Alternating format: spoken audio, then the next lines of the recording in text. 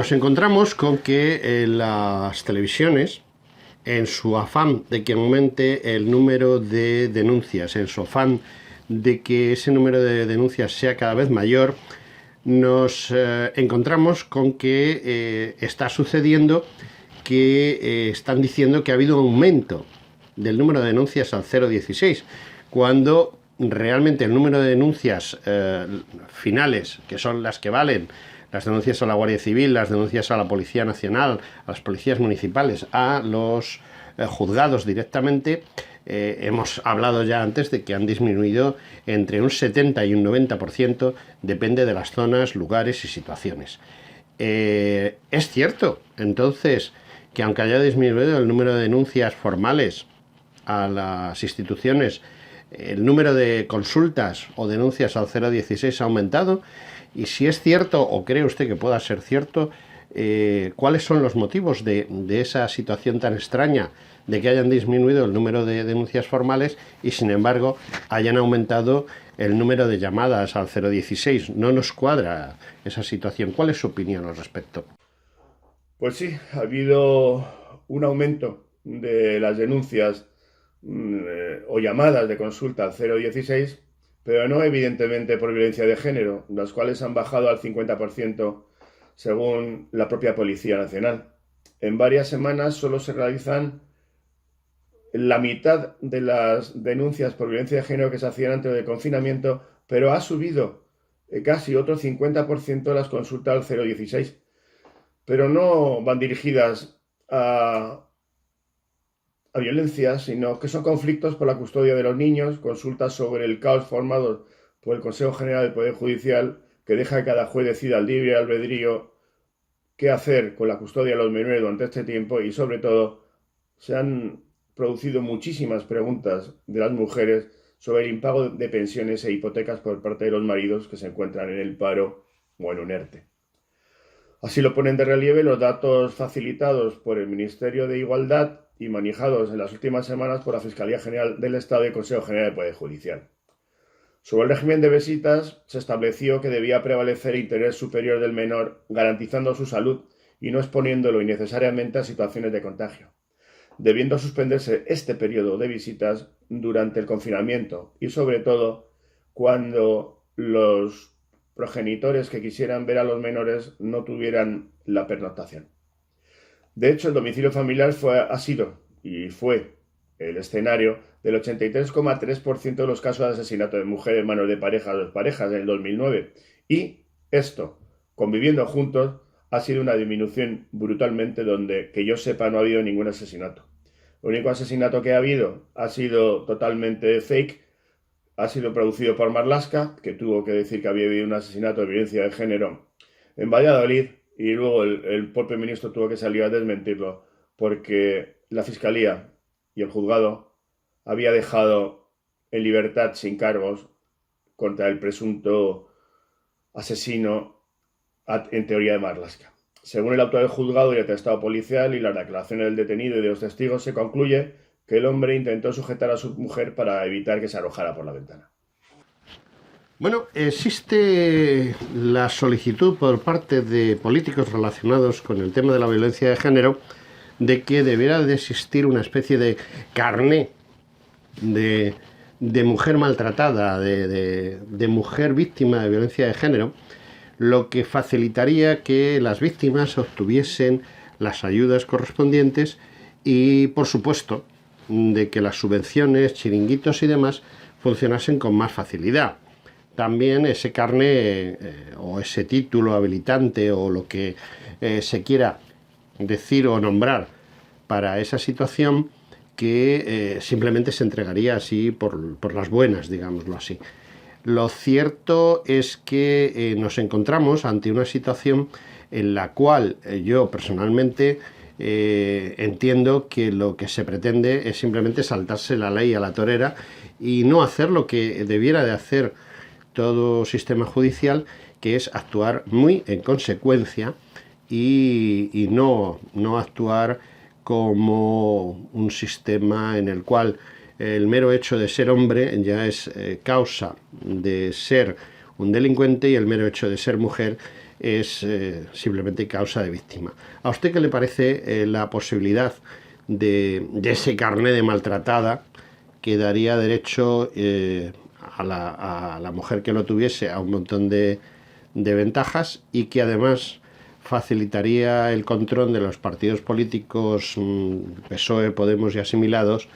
de todo lo que significa las subvenciones y el control económico de todo este problema de la violencia de género? Mi opinión es que no se puede tener por víctima a alguien que no ha probado que lo es. Y como consecuencia de una agresión, si no hay agresión, no hay víctima. Ante esto solo cabe pensar que intentan tener a miles y miles de subsidiadas con una paga mensual que se convierta en una legión de esclavos votantes de los partidos que promueven la ideología de género. No tiene otra explicación este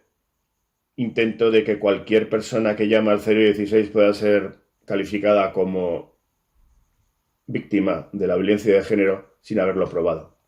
Si pensamos a su vez en la corrupción del propio sistema, podríamos llegar a la conclusión de que las propias presuntas agredidas podrían conseguir una bonita suma de supervivencia para seguir viviendo con sus maridos. Con una simple denuncia, 2 noches de calabozo por parte del marido o pareja, consiguen una paga vitalicia, comedores escolares gratis, autocares, guarderías. El cambio no está mal. 2 días de calabozo por una paga perpetua. Don Eduardo, estamos viendo que hasta el inicio de la pandemia y el inicio del enclaustramiento, las estadísticas y el control que se ejercía sobre las denuncias, no desde un punto de vista oficial, porque oficialmente son falsas el 0,02, pero extraoficialmente, después de nuestras conversaciones con comisarios de policía, o con inspectores, o con policías rasos, con guardias civiles, policía municipal, psicólogos, etcétera, y sobre todo con miembros de los juzgados, hemos llegado a la conclusión de que nos encontramos ante un 80% aproximadamente de denuncias que son archivadas directamente. Es decir, cuando una denuncia es archivada es porque no existe pruebas, no existe móvil, no existe una serie de circunstancias que hacen que eso vaya al juzgado. Luego resulta que el 20% que acaban yendo a juicio, pues prácticamente 4 de cada 5 acaban con la libre absolución del demandado. Es decir, solamente 1 de cada 5 de ese 20% acaba siendo una sentencia, pequeña o grande, pero una sentencia. También existe otro problema y es las conformidades, que es lo que hace que se desequilibre la situación. 1 de cada 5 denuncias acaba siendo una conformidad. ¿Qué es una conformidad? Pues una persona normal y corriente, un funcionario, un trabajador, un obrero, que de repente la policía lo detiene, lo lleva a la comisaría, esa noche duerme en comisaría. Si es un viernes, algo muy habitual, la mayoría de las denuncias se producen precisamente en fin de semana porque